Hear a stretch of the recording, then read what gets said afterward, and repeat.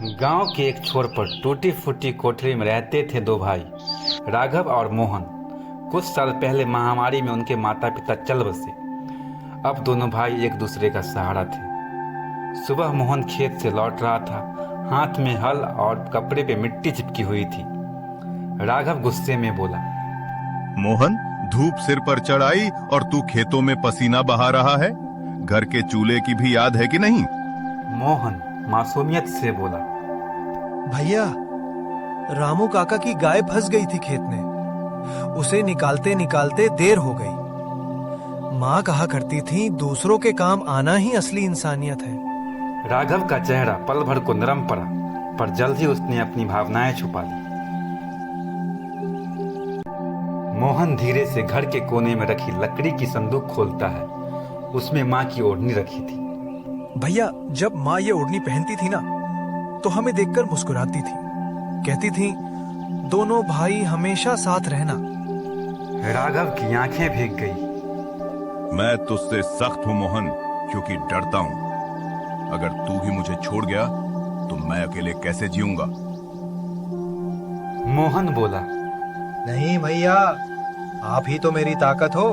आपका हाथ थामा है तो कोई आंधी हमें गिरा नहीं सकती। पहली बार राघव के चेहरे पे हल्की सी मुस्कान आई। तभी गांव के पगडंडी से तीन परछाएं उनकी कोठरी की तरफ आगे बढ़ी। ये थे श्यामलाल चाचा, उनकी पत्नी देवी और बेटा विक्रम। अरे राघव बेटा, कैसे हो? भैया भाभी के जाने के बाद जिंदगी तो मुश्किल हो गई होगी। हम ठीक हैं चाचा, अब जो है उसी में खुश हैं। श्यामलाल मीठी आवाज में बोला, देख बेटा, ये जमीन तुम्हारे लिए बोझ है। इसे हमारे नाम कर दो। बदले में तुम दोनों हमारे घर रहोगे। देवी ने ताना मारते हुए कहा, लड़के जमीन थोड़े संभालते हैं। देख लेना, एक दिन रोते रोते हमारे पास आओगे। राघव की आंखों में गुस्सा चमका। ये जमीन हमारे माता पिता की आखिरी निशानी है। इसे किसी कीमत पर नहीं छोड़ेंगे। अगली सुबह दोनों भाई खेत देखने पहुंचे और मोहन बोला, भैया, अच्छा हुआ हमने जमीन नहीं बेची। देखो, मेहनत से थोड़ी सब्जियां उगा ली। राघव ने कहा, अब कुछ दिन का गुजारा तो हो जाएगा, लेकिन आगे? मैं कारीगरी जानता हूँ। बांस की टोकरी बना लूंगा। हम भूखे नहीं मरेंगे। अचानक खेत के बीच लोहे की खुट्टी गड़ी हुई दिखी। मोहन चौंक कर बोला, ये किसने गाड़ी? कल तो नहीं थी। राघव गुस्से में बोला, ये जरूर चाचा की चाल है, जमीन बांटने की साजिश। तभी श्यामलाल, देवी और विक्रम आ पहुंचे। श्यामलाल बोला, बेटा, ये जमीन आधी हमारी भी है। कागज देखकर समझ जाएगा। मोहन ने पलट कर कहा, बड़े वो होते हैं जिनकी नीयत बड़ी हो।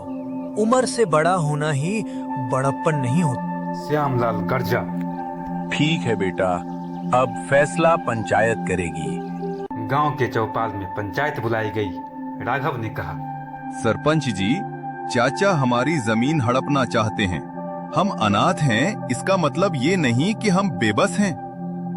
श्यामलाल ने सफाई दी, हम तो इन बच्चों की भलाई चाहते हैं। भाई की मौत के बाद इन्हें हमने पाला है। गांव वालों ने फुसफुसाए। श्यामलाल का असली चेहरा सब जानते हैं। सरपंच ने कहा, कागजों की जांच होगी, सच सामने आएगा। इसी बीच गांव में खबर फैली, श्यामलाल का अनाज गोदाम जल गया। गांव वाले कहने लगे, ये भगवान का न्याय है। जिसने अपने भाई के बच्चों को बेघर करना चाहा, उसका घर जलकर राख हो गया। श्यामलाल, देवी और विक्रम टूट गए। देवी रोते हुए बोली, ये सब हमारे कर्मों का फल है। कुछ दिन बाद तीनों राघव और मोहन के पास पहुंचे। बेटा, हमने बहुत दुख दिया, माफ कर दो। हमें बस तुम्हारे खेत पर काम करने दो। मुनाफा आधा आधा बांट लेंगे। राघव गुस्से में, जब हमें सहारे की जरूरत थी तब कहाँ थे तुम लोग? मोहन ने हाथ जोड़कर कहा, भैया, माँ होती तो माफ कर देती। माफी सबसे बड़ी ताकत है।